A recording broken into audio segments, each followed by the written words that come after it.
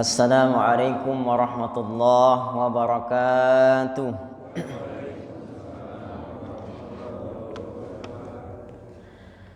Bismillahi bada'tu bi ismih.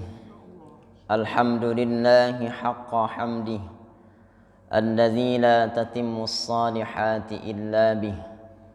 Wa sallallahu ala sayyidina Muhammad wa ala alihi wa ashabihi. Bersyukur kita atas segala nikmat Allah Subhanahu wa taala dengan sama-sama mengucapkan alhamdulillahi rabbil alamin. Dan nikmat Allah Subhanahu wa taala yang paling agung Allah berikan kepada kita, yakni Allah izinkan kita untuk menjadi umatnya Nabi Muhammad sallallahu alaihi wasallam. Bahkan Nabi Musa alaihi salam berdoa kepada Allah Subhanahu wa taala, Allahumma ja'alni min ummati Ahmad. Ya Allah, jadikan aku umatnya Nabi Muhammad sallallahu alaihi wasallam. Namun doa Nabi Musa alaihi salam tidak diijabah oleh Allah Subhanahu wa taala. Dan kita tidak pernah berdoa kepada Allah Subhanahu wa taala. Namun Allah izinkan kita untuk menjadi umatnya Nabi Muhammad sallallahu alaihi wasallam. Untuk itu marilah kita perbanyak mengucapkan Allahumma salli ala sayyidina Muhammad wa ala ali sayyidina Muhammad. Dalam pertemuan sebelumnya kita sudah sampai ke hadis nomor 5 dan 6. Di beberapa kitab Asy-Syama'ilul Muhammadiyah yang dikarang oleh Imam Tirmizi, antara hadis yang kelima dan yang keenam itu, hadis yang keenam itu ada yang benar-benar dihilangkan, dibuang, dipotong karena hadisnya sama, matan hadisnya sama, beda sanadnya saja. Yang disebut sanad itu adalah rangkaian sandaran sumber berita itunya dari mana. Contoh, Mashuri berkata kepada Ustadz Entik berkata kepada Ustadz Fahrudin bahwa saya berpesan hari ini, subuh ini kita lanjutkan majelis ta'lim. Kemudian seseorang yang lain mendengar berita ini, Pak Sudiman misalkan, mendengar berita ini bahwa subuh ini bakal dilanjutkan majelis ta'lim. Nah, Pak Diman bisa mencari berita itu dari mana, dapat berita itu dari mana, dari sumber terakhirnya siapa? Ternyata dari Ustadz Fahrudin. Nah, ditelusur, Ustadz Fahrudin dapat dari Ustadz Entik dari Mashuri dapat dari saya. Nah, itu disebut sanad. Nah, semua orang ini harus bersambung.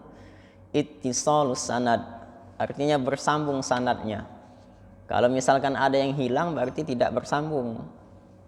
Diverifikasi dengan cara dicari misalkan tahun lahirnya, tahun meninggalnya, berita di dalam kitab bahwa ini benar-benar ada hubungan guru dan murid dan memang benar-benar ketemu. Itu yang disebut bersambungnya sanad, ittisalus sanad. Nah, sanad inilah yang menjadi landasan bahwa perkataan tersebut benar-benar dari Nabi. Nah, bahkan Imam Muslim di dalam muqaddimah kitabnya Sahih Muslim itu mengatakan al-isnadu minad-din. Isnad itu, sanad itu bagian dari agama. Laulal isnad, kalau seandainya tidak ada sanad, faqala man syaa wa syaa. Kalau seandainya tidak ada sanad, maka semua orang bisa ngoceh dan bisa mengocehkan berbagai apapun. Nah, ini Sebenarnya ketika ada orang yang keluar-keluar, jangan hoax, jangan buat berita hoax. Umat Islam sudah duluan menghindari hal-hal yang demikian. Kalau seandainya ada orang-orang barat yang berkata harus ilmiah dalam agama, umat Islam lebih ilmiah daripada agama. Umat Islam lebih duluan, lebih ilmiah ketimbang mereka. Bisa dibuktikan dengan bagaimana ulama menyusun karya-karya mereka. Nah, sanad ini sangat penting, makanya untuk meningkatkan level keilmuan kita, karena di dalam agama itu kita sebagai pelaksana agama atau orang yang memiliki agama, orang yang beragama, dalam pelaksanaan kehidupan kita sehari-hari itu, kita tuh pasti di 3 posisi. Pertama mujtahid, kemudian kedua muttabi', yang ketiga taklid. Mujtahid, muttabi', taklid. Tapi ada yang mengatakan cuma 2 posisinya itu. Muttabi' dan mujtahid dan taklid. Karena setiap orang yang muttabi maka dia taklid. Yang taklid juga harus muttabi'. Level kita bukan sampai mujtahid. Kalau mujtahid, kalau sudah levelnya mujtahid, tidak usah lagi berbicara tanya mana dalilnya. Orang yang sudah sampai levelnya mujtahid, yaitu dalil berjalan itu tuh. Jadi tidak tepat kalau kita tanya apa dalilnya, apa hadisnya, apa ayat Al-Qur'annya. Nah, selama ini kita mungkin hanya di sebatas taklid. Taklid itu apa kata guru? Oh, guru saya bilang kayak ini, ustaz saya bilang kayak ini. Nah, itu taklid buta. Tapi tingkatkan kualitas kita itu jangan sampai taklid, sampai muttabi'. Muttabi' itu mengikuti taklid, mengikuti pendapat guru, mengikuti ajaran guru, tapi tahu dalilnya, apa landasan hukumnya. Itu muttabi'. Kalau mujtahid, dia yang merumuskan hukum dengan berlandaskan Al-Quran, hadis. Bukan sembarangan baca Al-Quran, baca terjemah, keluar hukum. Tidak seperti itu. Dan kita semua awalnya memang taklid, mengikut. Makanya harus hadir di majelis taklim, dan itu mengamankan ibadah kita. Maksudnya aman itu apa? Punya landasan. Tidak serta-merta kita itu langsung menurut akal logika kita tanpa landasan. Siapa kita? Nah, seseorang yang sudah sampai levelnya mujtahid, maka seperti yang saya sampaikan tadi, tidak tepat kalau kita tanya mana dalilnya. Tidak tepat, karena dia itu adalah dalil berjalan. Al-Quran hafal, kitab-kitab hadis hafal, bukan cuma 1 hadis.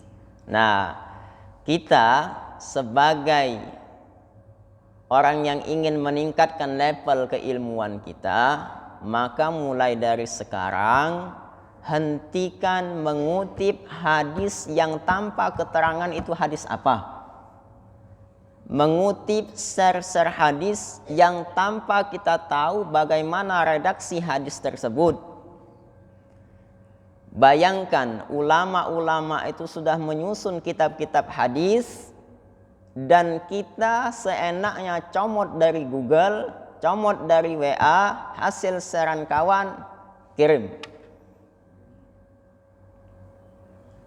Imam Bukhari, tokoh hadis yang pertama kali memisahkan antara hadis dhaif, sahih. Itu bagaimana perjuangan beliau mengumpulkan hadis tersebut. Bagaimana perjuangan beliau menyusun kitabnya itu. Bagaimana perjuangan beliau ketika menemui seseorang yang beliau yakini mempunyai hadis, dan beliau uji juga bagaimana ketakwaannya. Contoh, bagaimana yang dilakukan oleh Imam Bukhari. Imam Bukhari mendengar berita bahwa di suatu tempat ada seorang yang tahu atau hafal atau pernah mendengar hadis Nabi Muhammad sallallahu alaihi wasallam. Maka Imam Bukhari datang ke tempat itu. Dan sampai di tempat itu, Imam Bukhari perhatikan orang tersebut yang bakal dia pinta hadisnya tadi. Kemudian ketika petang, sore hari menjelang maghrib, seseorang ini membawa wadah makanan dan dibawa ke kandang keledainya. Kemudian setelah melihat orang tersebut, Imam Bukhari perhatikan, datanglah keledai masuk ke dalam kandang tersebut. Dan orang tersebut menutup kandang keledai itu dan beliau pulang ke rumahnya. Imam Bukhari langsung datang ke kandang keledai tersebut dan melihat apa yang diberikan oleh orang tersebut di dalam wadah makanan itu. Ketika Imam Bukhari ngecek di dalam wadah makanan tersebut, ternyata kosong. Tidak ada makanan sama sekali. Ternyata itu hanya pancingan biar keledainya masuk ke kandang. Apa yang dilakukan Imam Bukhari? Imam Bukhari langsung pulang, tidak jadi mengambil hadis dari orang tersebut. Kenapa? Kata Imam Bukhari, dia cacat dalam hal keadilannya. Adil di sini maksudnya ketakwaan. Dia cacat dalam ketakwaan, dalam keadilannya. Karena salah satu syarat untuk menjadikan hadis itu hadis sahih atau hasan, maka dia harus diriwayatkan oleh orang yang adil. Adil itu artinya takwa, benar-benar bertakwa kepada Allah Subhanahu wa taala. Dari sini saja Imam Bukhari langsung dihapus. Langsung tidak jadi mengambil hadis dari orang tersebut. Kitalah berapa banyak sudah bohong. Kucing berapa kali kita bohongi. Ayam berapa kali yang kita bohongi. Nah, jadi maksud saya, mari kita tingkatkan level keilmuan kita itu dengan cara benar-benar apa yang kita share itu. Kalau misalkan nge-share hadis, ya benar-benar hadis itu dikutip lengkap. Sanadnya, matannya jangan dipotong. Kemudian jangan cuma hanya terjemahan, tapi lengkapi dengan teks Arabnya. Dan ini juga banyak bertebaran hadis-hadis yang bahkan itu bukan hadis sebenarnya. Contoh, makanlah sebelum lapar, berhentilah sebelum kenyang. Itu hadis sebagian orang mengatakan. Bahkan ustadz-ustadz kita yang biasa ceramah ngomong itu hadis. Itu bukan hadis Nabi. Itu awalnya adalah penelitian dokter dari Jerman di Arab Saudi. Karena pada saat penelitian itu di forum orang-orang bangsa Arab, maka menggunakan teks bahasa Arab. Kemudian karena itu berbahasa Arab dan maknanya baik, dikutip oleh orang, dianggap hadis. Padahal kalau kita verifikasi, cari di kitab-kitab hadis, tidak ada hadis tentang itu. Contoh yang lain, an-nawafatu minal iman, kebersihan itu sebagian dari iman. Oh, semua orang lantang berbicara. Rasulullah sallallahu alaihi wasallam bersabda, an-nawafatu minal iman, bahwa Rasulullah sallallahu alaihi wasallam bersabda, kebersihan itu sebagian daripada iman. Ini adalah hadis Nabi Muhammad sallallahu alaihi wasallam. Tapi tidak tahu di kitab apa hadis itu tercantum. Tidak tahu diriwayatkan oleh siapa. Tidak tahu redaksi, sanad, rangkaian sanadnya itu seperti apa. Padahal itu bukan hadis Nabi, itu adalah mahfuzat. Mahfuzat itu adalah kata-kata mutiara yang berbahasa Arab. Kami di pesantren biasa menghafal mahfuzat, kata-kata mutiara. An-nazafatu minal iman, hubbul waton minal iman, cinta tanah air sebagian daripada iman. Biasa, itu kata-kata mutiara dengan menggunakan bahasa Arab. Padahal yang redaksi hadis Nabi Muhammad sallallahu alaihi wasallam itu adalah at-tahuru syatrul iman. At-tahuru syatrul iman. Itu yang hadis Nabi Muhammad sallallahu alaihi wasallam. Memang mirip maknanya. Kalau tadi an-nadhafatu minal iman, kebersihan daripada sebagian iman, tapi at-tahuru syatrul iman, kesucian itu bagian daripada iman. Nah, itu yang hadis Nabi Muhammad SAW. Ayo Ustaz, tapi maknanya baik, benar maknanya baik.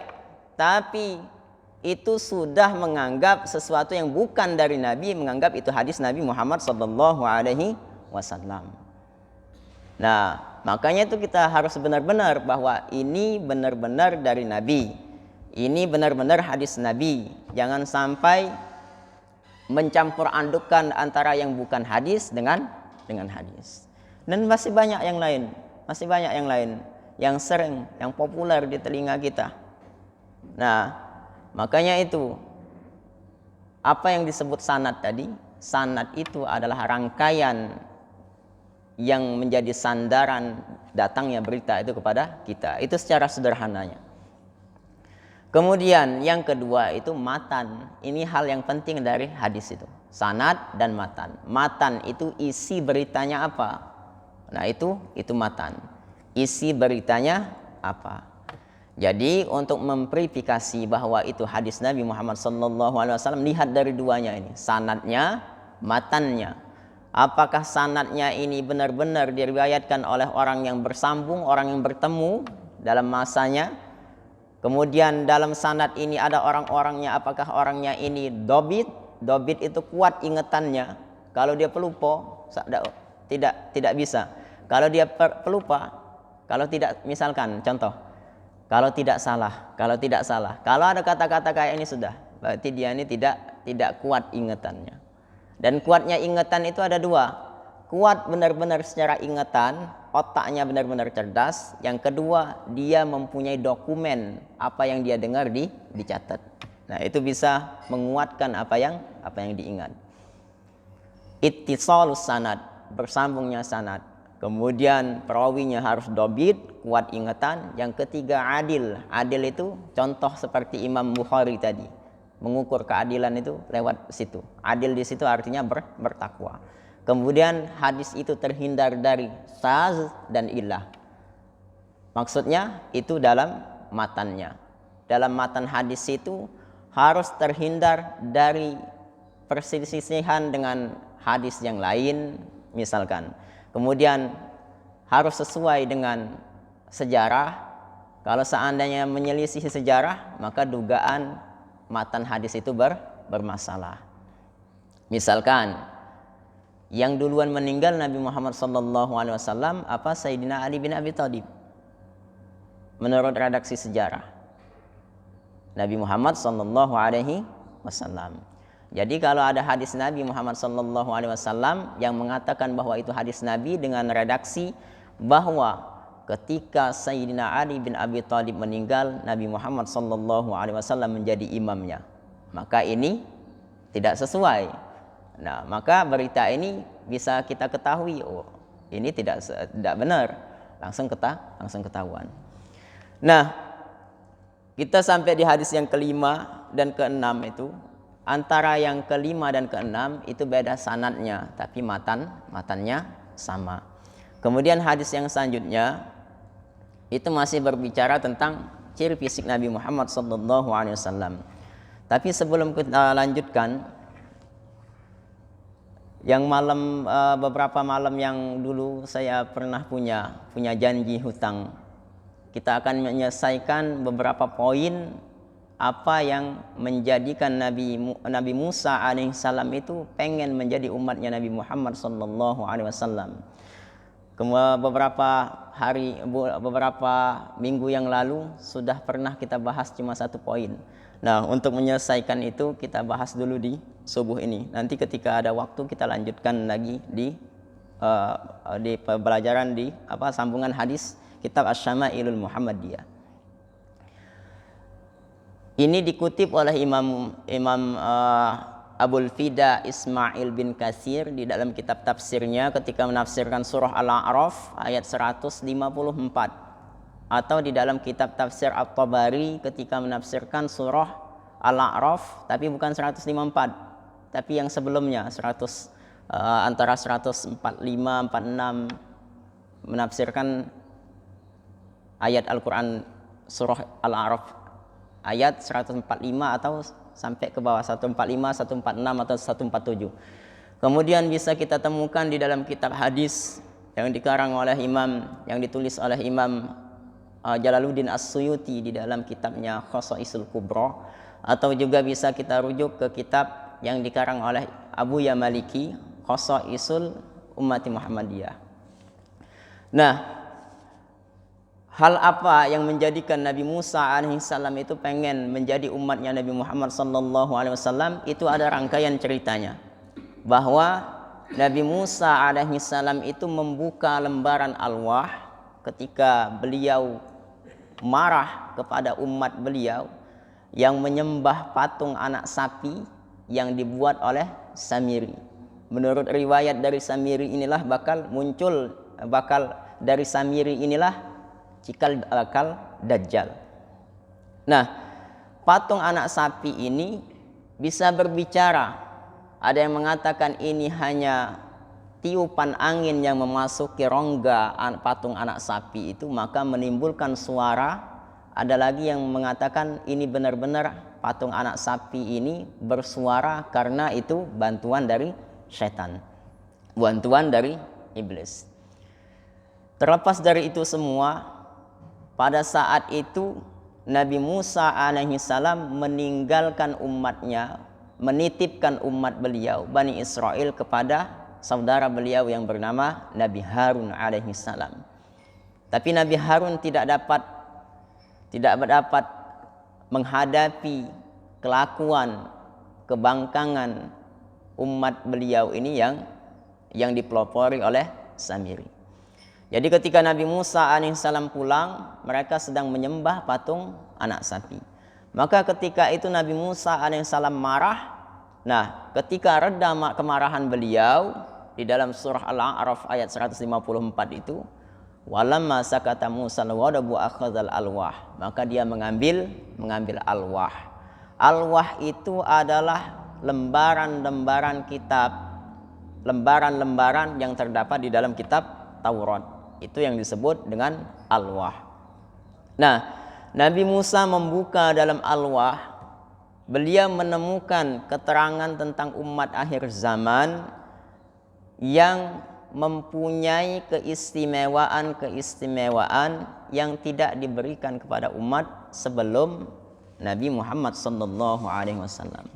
Dan bahkan keutamaan itu tidak Allah berikan kepada umat Nabi Musa alaihi salam. Kita tahu semua para nabi itu berasal dari Bani Israel, keturunan Nabi Yakub alaihi salam. Tapi Nabi Muhammad dari Nabi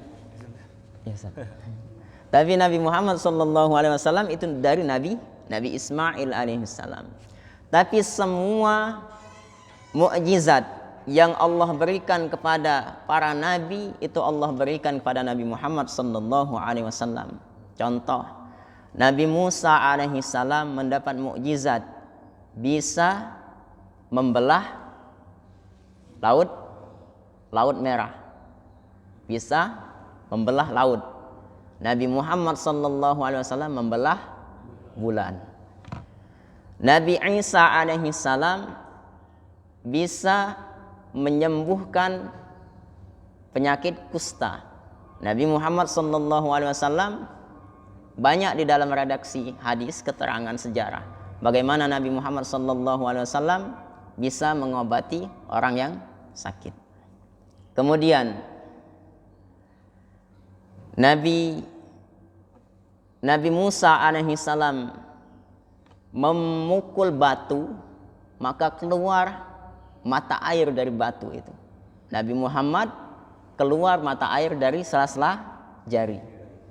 Nah, apapun mukjizat yang Allah berikan kepada nabi-nabi sebelum Nabi Muhammad, maka Nabi Muhammad juga mempunyai mukjizat tersebut.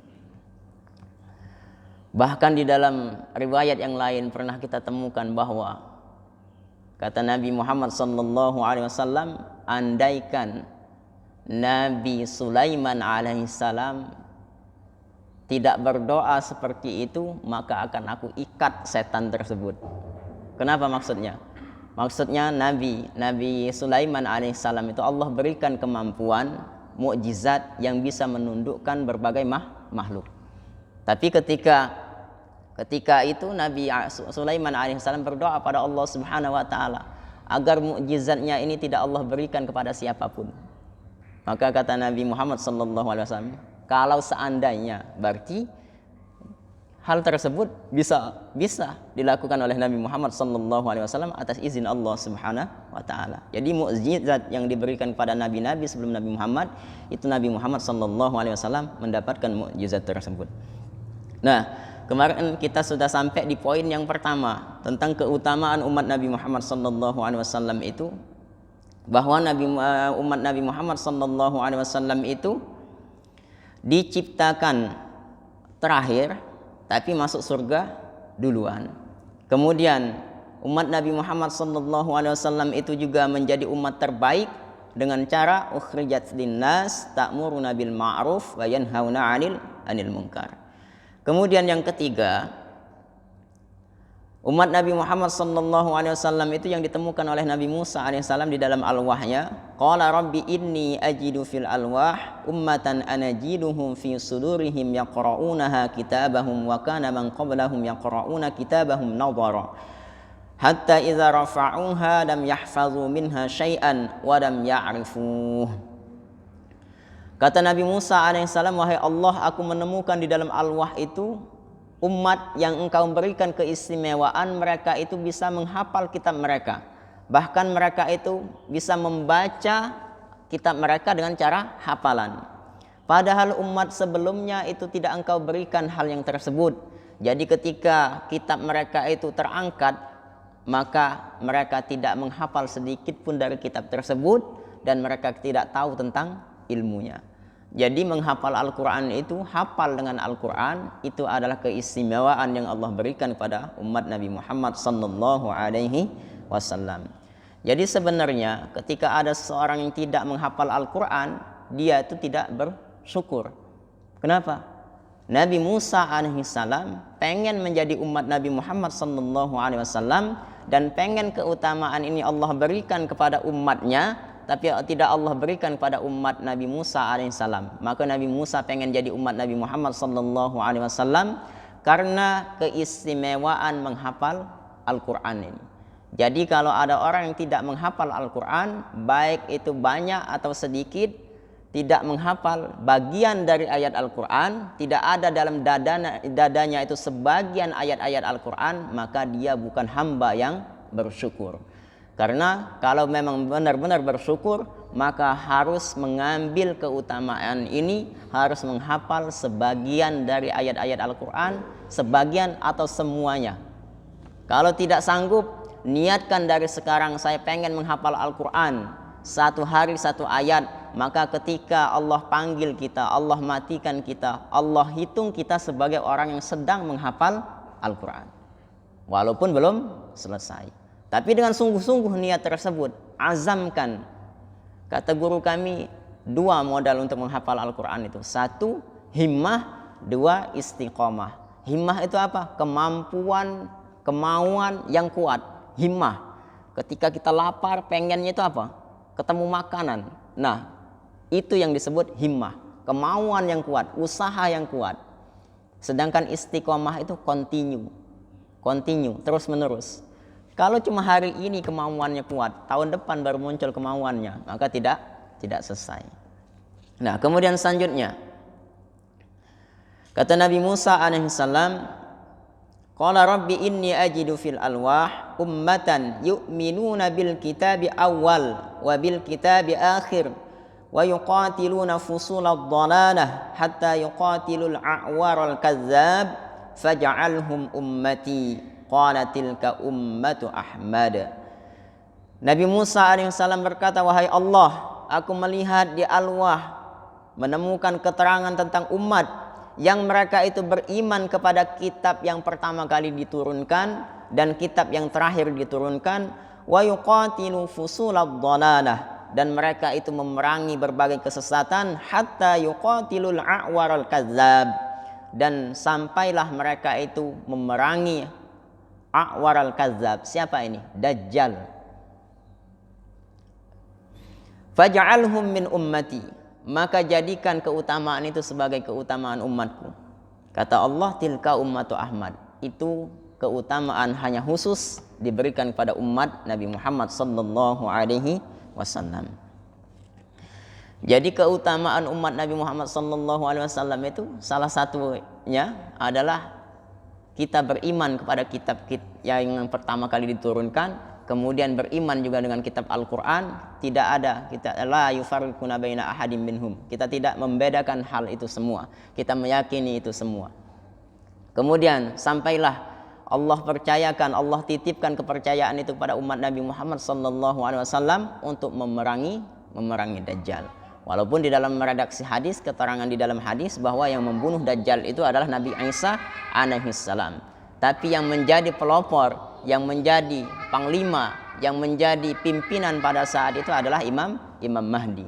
Dan beliau adalah keturunan Nabi Muhammad sallallahu alaihi wasallam. Jadi kalau ada yang meragukan apakah benar pada saat ini ada keturunan Nabi Muhammad sallallahu alaihi wasallam, pakai logikanya. Kenapa? Pada saat yang memerangi Dajjal itu adalah Imam Mahdi, dan Imam Mahdi itu keturunan Nabi Muhammad sallallahu alaihi wasallam. Namanya sama dengan Nabi Muhammad sallallahu alaihi wasallam, nama ayahnya juga sama dengan nama ayah Nabi Muhammad sallallahu alaihi wasallam. Kalau seandainya Imam Mahdi itu dia yakini sebagai keturunan Nabi Muhammad sallallahu alaihi wasallam, mengapa sekarang tidak meyakini, tidak mempercayai bahwa sekarang ada keturunan Nabi Muhammad sallallahu alaihi wasallam? Jadi Imam Mahdi itu munculnya dari mana? Kalau tidak percaya ada keturunan Nabi Muhammad sallallahu alaihi wasallam. Dan juga jangan tertipu, jangan percaya, jangan terperdaya bahwa kalau ada Imam Mahdi muncul di Indonesia. Jangan percaya. Jangan percaya kalau ada Imam Mahdi muncul di Indonesia. Karena menurut keterangan Nabi Muhammad sallallahu alaihi wasallam, hadis dari Nabi Muhammad sallallahu alaihi wasallam, Imam Mahdi itu bukan di Indonesia. Imam Mahdi itu di Makkah dan Madinah, di mana beliau dibaiat. Maka perlunya ilmu, duduk majelis taklim, dengar ke ceramah, dengar ke penjelasan ulama. Jangan sampai tertipu daya. Ada seorang yang mengatakan saya Imam Mahdi, tapi di Indonesia. Tidak lucu, Imam Mahdi tidak bisa berbahasa Arab. Tidak lucu, Imam Mahdi tidak bisa menunggang kuda. Tidak lucu, Imam Mahdi tidak ngerti tentang politik. Tidak lucu, Imam Mahdi bahasa Arabnya medok. Mohon maaf, misal. Karena Imam Mahdi itu bukan di Indonesia. Selanjutnya, kata Nabi Musa alaihi salam, qala rabbi inni ajidu fil alwah ummatan sadaqatuhum ya'kulunaha fi butunihim wa yu'jaruna 'alaiha wa kana man qablahum min umami idza tasaddaqa bi sadaqatin faqabilat min faba'atha Allahu 'alaiha naran fa'akalatha wa in ruddat 'alaihi turakat fatakulaha sib'u wat-tayr wa innallaha akhadha sadaqatikum min ghaniyyikum li fakirikum qala rabbi ja'alhum min ummati. Kata Allah, tilka ummatu Ahmad. Kata Nabi Musa, wahai Allah, aku menemukan keterangan di Al-Wah itu tentang umat yang engkau berikan keistimewaan, bahwa sadaqatuhum ya'kulunaha fi butunihim, bahwa mereka itu juga boleh memakan harta sedekah mereka. Padahal umat terdahulu kalau sedekah sudah tidak boleh dimakan. Tidak boleh dimakan, dibiarkan saja. Tapi umat Nabi Muhammad sallallahu alaihi wasallam sedekah itu diberikan kepada orang dan boleh dimakan. Wa kana man qablahum minal umami idza tasaddaqa bi sadaqatin qabilat min. Kalau seandainya umat terdahulu itu ketika mereka bersedekah, tanda sedekahnya itu diterima, fa ba'atsallahu 'alaiha naran fa akalatha. Maka Allah kirim api yang akan memakan harta yang disedekahkan tersebut. Wa in ruddat 'alaihi turakat. Kalau seandainya itu tidak diterima, fatakulaha siba'u wat tayr, maka akan muncul binatang buas atau hujan yang akan menghilangkan harta sedekah tersebut. Tapi sedangkan umat Nabi Muhammad sallallahu alaihi wasallam, wa innallaha akhadha sadaqatikum min waniyikum li fakirikum, boleh dimakan untuk membantu orang-orang fakir atas harta tersebut, boleh dipakai, dimakan, digunakan oleh orang-orang yang membutuhkan. Kata Nabi Musa alaihissalam, ij'alhum min ummati, jadikan itu keistimewaan untuk umatku. Tapi kata Allah, tilka ummatu Ahmad, tidak, itu khusus untuk umat Nabi Muhammad sallallahu alaihi wasallam. Kemudian selanjutnya, qala rabbi inni ajidu fil alwah ummatan idza hamma ahaduhum bihasanatin thumma lam ya'malha kutibat lahu hasanah fa in amaliha kutibat lahu asyru amsalha ila sab'imi'ah rabbi ja'alhum min ummati. Kata Nabi Musa alaihissalam, wahai Allah, aku menemukan di dalam alwah itu tentang keutamaan umat yang ketika mereka itu berniat ingin melakukan perbuatan baik tapi tidak mereka kerjakan amal perbuatan tersebut, kutibat lahu hasanah, itu tetap dihitung sebagai amal ibadah. Dia sudah niat sungguh-sungguh akan melaksanakan suatu ibadah, tapi tidak terjadi, tidak dilaksanakan ibadah tersebut, kebaikan tersebut tidak dilaksanakan, kutibat lahu hasanah, tetap dihitung itu sebagai amal ibadah, dihitung satu amal ibadah. Fa'in amilaha, dan kalau seandainya dia kerjakan, niatnya itu dia kerjakan, niat kebaikannya itu kerjakan, kutibat lahu asyru amsalha ila sab'imi'ah.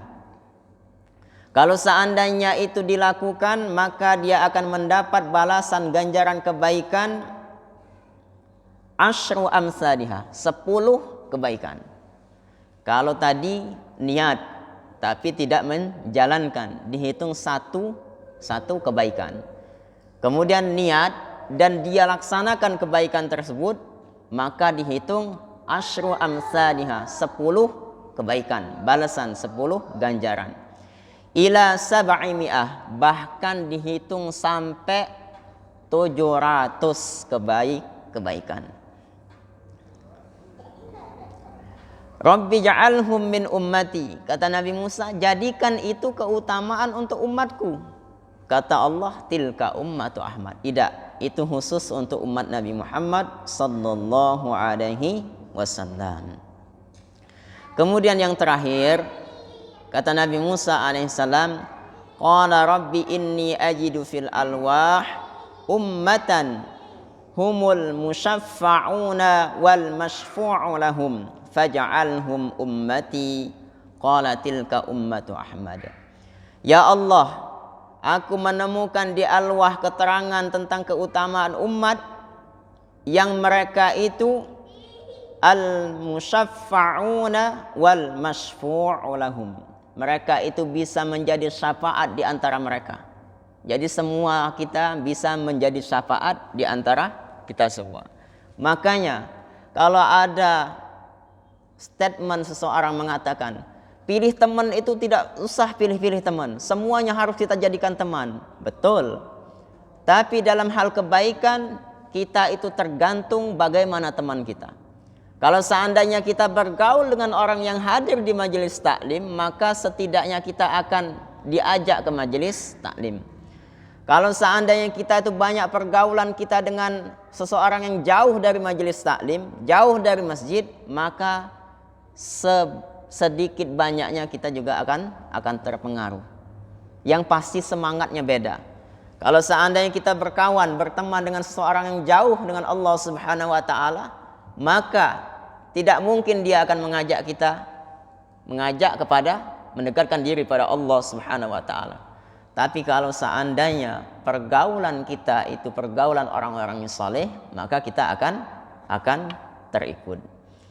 Yang sering kita dengar, kalau seandainya, ini bukan merendahkan pekerjaan sesuatu, kalau seandainya kita dekat-dekat atau sering bergaul dengan penjual ikan, maka kita akan ketularan amisnya ikan. Tapi kalau seandainya kita banyak bergaul dekat dengan penjual minyak wangi, setidaknya kita akan tercium aroma wangi. Nah, kayak itu juga. Makanya yang terpenting dari kita itu pergaulan. Berapa banyak orang yang tergelincir karena teman. Berapa banyak orang yang melanggar syariat Allah Subhanahu wa taala dengan alasan setia kawan. Berapa banyak yang orang masuk neraka karena dengan slogan setia kawan. Kalau seandainya ada yang mengatakan bertemanlah, tidak usah pilih-pilih teman. Benar, dalam urusan apa dulu? Tapi dalam urusan akhirat kita harus benar-benar pilih kawan. Kalau kawan kita baik, maka insya Allah akan mengantarkan kita kepada kebaikan. Jadi sebenarnya yang pertama kali yang kita pilih ketika ingin membeli rumah, memilih lingkungan, maka lihat dulu sekitarnya itu. Makanya orang-orang terdahulu, apalagi nenek moyang kita, datuk-datuk kita dulu, kalau dia hadir di suatu tempat atau dia merantau, yang dipastikan dia pertama apa? Masjid. Pasti milih tempat yang dekat masjid. Itu yang diajarkan oleh orang-orang tua kita dulu. Nah, kalau merantau, kalau merantau, cari rumah dekat masjid. Apa maksudnya? Ya setidaknya itu, walaupun dia malas untuk sholat, maka dia akan terdengar suara azan. Dan itu akan menggerakkan hatinya, menggerakkan langkahnya untuk hadir ke masjid. Kalau masjidlah jauh, rumah terpencil, kemudian di situ banyak jualan tua, banyak berjudi, ya gimana? Kalau dia bisa merubah tempat tersebut, baik, oke. Ini masalahnya bukan merubah, tapi juga ikut-ikutan. Makanya ada dua kemungkinan kita dalam masyarakat. Satu, kita bisa merubah masyarakat. Kedua, kita yang berubah oleh masyarakat. Makanya kalau misalkan lingkungannya itu banyak baik, maka mudah-mudahan kita juga ikut baik. Dan ini ada sebuah kisah yang sangat lucu dari Buya Hamka. Ketika Buya Hamka diajak ngobrol oleh seorang pemuda. Kata pemuda tersebut, "Wahai Buya, ternyata di Arab Saudi itu ada pelacuran, ada PSK." Kata pemuda tersebut ngomong dengan Buya Hamka. Kata Buya Hamka, "Apa buktinya kalau di sana itu ada PSK?" Kata pemuda tersebut, "Saya menemukan di Arab Saudi itu ada PSK." Kata Buya Hamka, "Saya minggu kemarin baru dari Amerika, dan ternyata di Amerika itu tidak ada PSK sama sekali." Terus kata pemuda tersebut, "Bagaimana mungkin Buya? Padahal itu negeri yang bebas, yang pergaulan bebas." Terus kata Buya Hamka, seseorang itu tergantung apa yang dia cari. Walaupun di tempat terbaik sekalipun, di Arab Saudi yang ada Makkah dan Madinah, kalau tujuan kita yang kita cari itu adalah PSK, maka akan ketemu PSK. Sedangkan saya, kata Buya Hamka, tujuan saya ke Amerika, padahal Amerika itu negeri yang bebas, yang kita tahu bagaimana pergaulan bebasnya. Tapi saya ke Amerika untuk ibadah, mengajar, bukan untuk mencari PSK. Maka tidak saya temukan PSK di Amerika. Jadi kita itu sebenarnya tergantung apa yang kita cari. Dimanapun tempat, tergantung apa yang kita cari. Kalau yang kita cari itu kebaikan, maka di suatu tempat yang kita anggap buruk sekalipun ada kebaikan. Dan bahkan kita menjadi pelopor kebaikan tersebut. Tapi kalau seandainya yang kita cari itu kejelekan, walaupun di tempat yang istimewa sekalipun, tempat yang banyak orang beribadah sekalipun, kalau yang kita cari itu keburukan, maka akan dapat keburukan. Nah, bapak-bapak, ibu-ibu sekalian, itulah beberapa poin keutamaan umat Nabi Muhammad SAW yang Allah berikan kepada umat Nabi Muhammad SAW. Dan jangan kita anggap bahwa berita ini bohong. Kenapa? Karena ini ada riwayat hadis Nabi Muhammad SAW, dan mohon dipahami, Nabi Musa itu membaca kitab Taurat, menemukan keutamaan, keterangan tentang umat-umat yang bakal muncul di akhir zaman nanti. Ternyata itu umat Nabi Muhammad SAW. Jadi jangan muncul pertanyaan, Ustadz, kenapa Nabi Musa alaihissalam pengen jadi umat Nabi Muhammad SAW? Padahal kan Nabi Musa lahir duluan daripada Nabi Muhammad SAW. Benar, yang lahir duluan Nabi Musa. Nabi Muhammad terakhir diutus. Tapi Nabi Musa ini menemukan keterangan di dalam kitabnya, di dalam Taurat, tentang keutamaan-keutamaan umat akhir zaman, dan ternyata itu umat Nabi Muhammad sallallahu alaihi wasallam.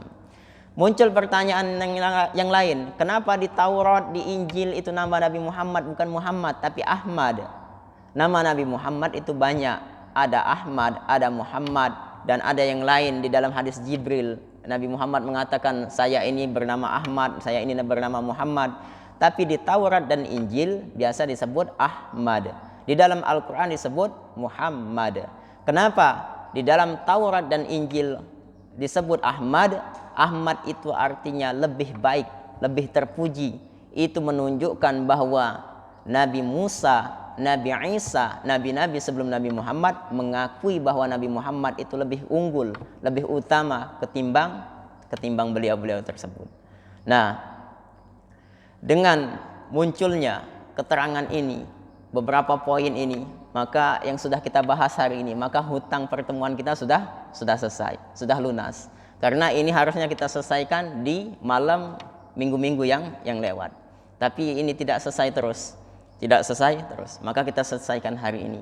Dan nanti akan kita lanjutkan pembahasan kitab Syama'il Muhammadiyah di hadis yang ke-7. Hadis yang ke-5 dan ke-6 sudah selesai, hadis ke-7. Demikian, mudah-mudahan bermanfaat untuk kita semua.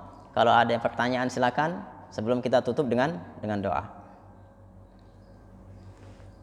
Ada? 1, 2, 3? Tidak ada? Kita tutup dengan doa kalau tidak ada.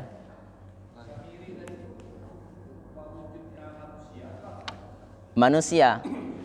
Ya. Jadi umat Nabi Musa alaihi salam, Nabi Musa diutus untuk siapa? Untuk Bani Israel. Dan tujuan selanjutnya untuk menyelamatkan Bani Israel. Bani Israel itu awalnya ada di Mesir, yang diutus Nabi Musa diutus. Nabi Musa itu diutus untuk menghadapi siapa? Menghadapi Fir'aun. Nah, Nabi Musa ini dibantu oleh Nabi Harun alaihi salam. Dan Nabi Harun ini atas permintaan Nabi Musa memohon kepada Allah Subhanahu wa taala agar Nabi Harun ini bisa membantu Nabi Musa alaihi salam untuk menyeru Fir'aun dan menyelamatkan Bani Israel yang ditindas oleh Fir'aun ini. Fir'aun ini bukan nama asli, tapi nama julukan di dalam Al-Quran. Nama aslinya Ramses.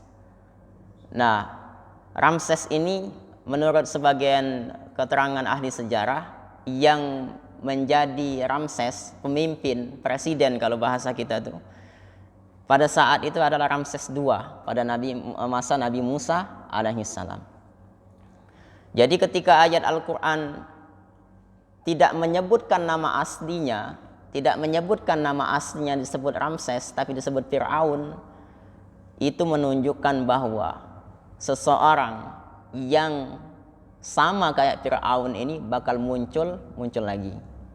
Tapi ketika Al-Quran menyebutkan nama, benar-benar nama, maka bisa jadi hal tersebut tidak muncul lagi sosok tersebut.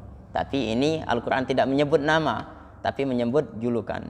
Berarti itu akan muncul pemimpin yang sama kayak Fir'aun, yang menindas, kemudian bahkan mengaku Tuhan.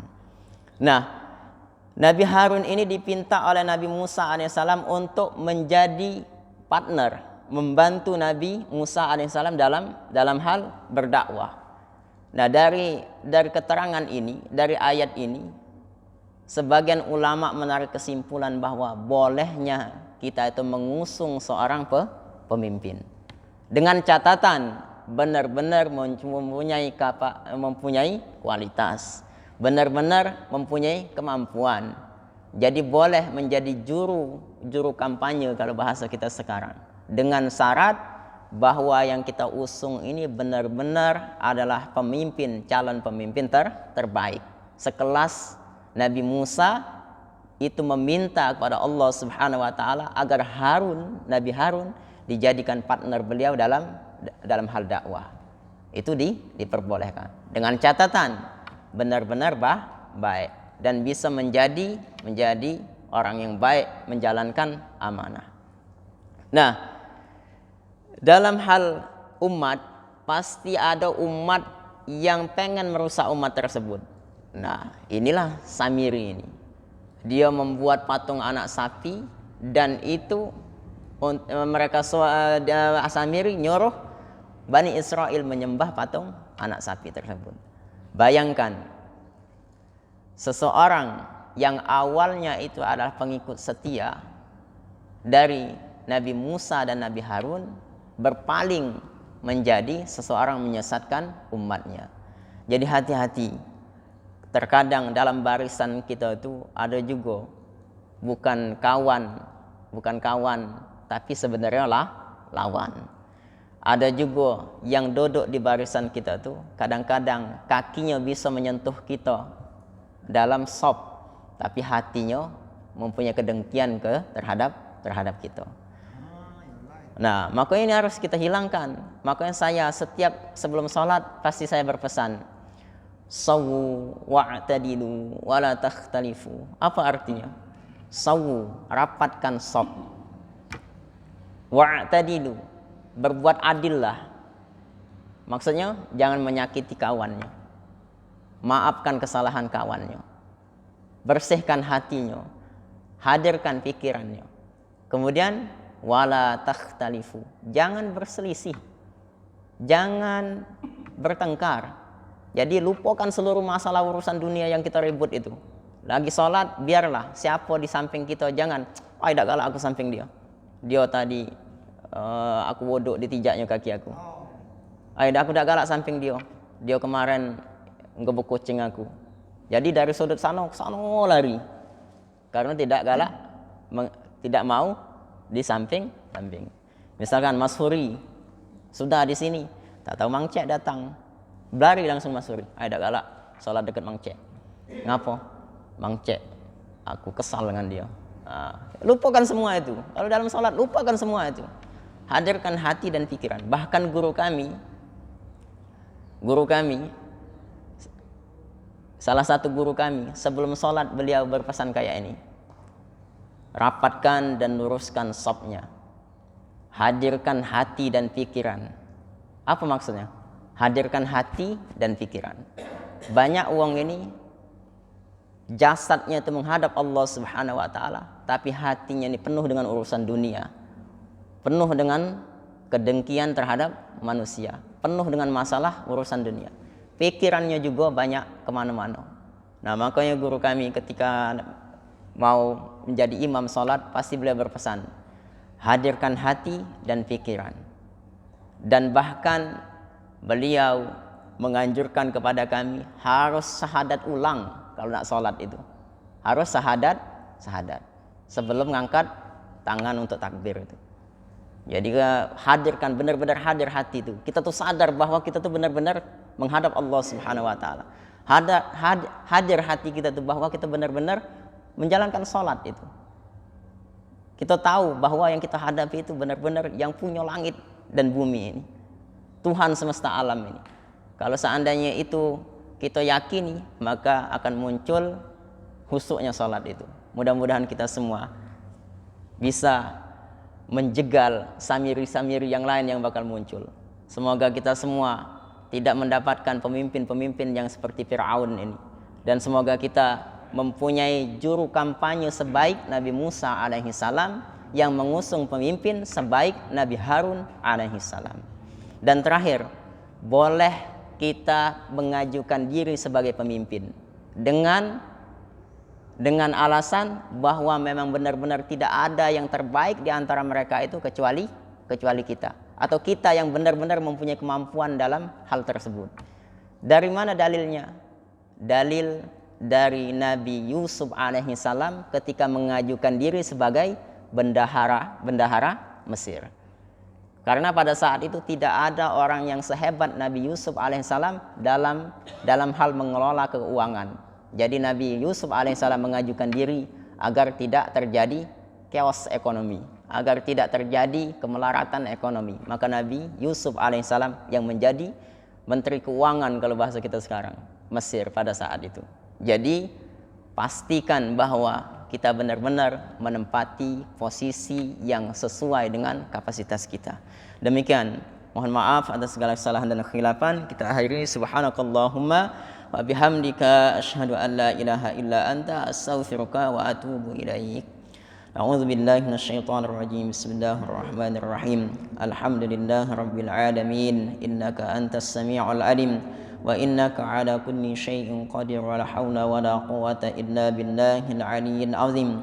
Allahumma salli ala sayyidina Muhammad sirri hayatil wujudi was sababil a'zami li kulli mawjud. Salatan tuhaffizuna bihal Qur'an wa tufahhimuna bihal ayat wa tahfazuna biha su'al qawli wal amali wan niyat wa ala alihi wa ashabihi ajma'in.